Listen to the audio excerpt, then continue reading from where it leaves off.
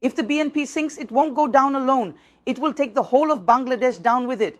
The main reason why all the criticism is directed at the BNP is because we've all assumed that the BNP will come to power.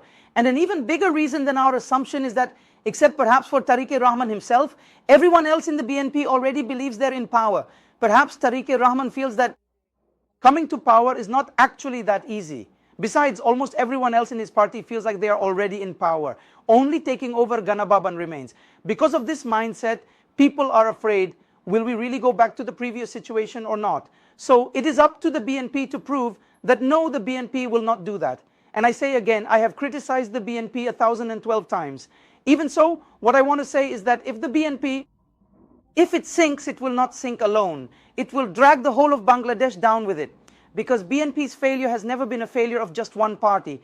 It has always been a failure of the whole nation. In 1/11, it was not only the BNP that suffered. You cannot say only they were harmed. That is why we always criticize the BNP while keeping one thing in mind. For a party like the BNP, and I have said this many times, that if the BNP thinks it can just go to Delhi and it wants to pass the test of servitude, to prove to Delhi that I will be a better friend to you than the Awami League, meaning I will be your most loyal servant. But this can never happen because the blood of Shahid Zia is still in the name of that party. Begum Zia's name is still there. Delhi can never consider that party to be a greater servant or a better friend than the Awami League. Rather, it is better for them to stay with the people as they always have. So instead of empowering them, if they abandon the people's stake and forget the spirit of July, and in these 5 years try to negotiate with Delhi for even a small share for BNP, let me repeat, not the whole share, then what will happen is BNP, and I want to say this to you all today, BNP repeatedly says they are oppressed. Among those in the BNP who appear on talk shows every day, some of them are like mushrooms. Many had their bank businesses running smoothly, their commercial ventures were fine, and some made deals and ended up in jail just to avoid having to join the movement.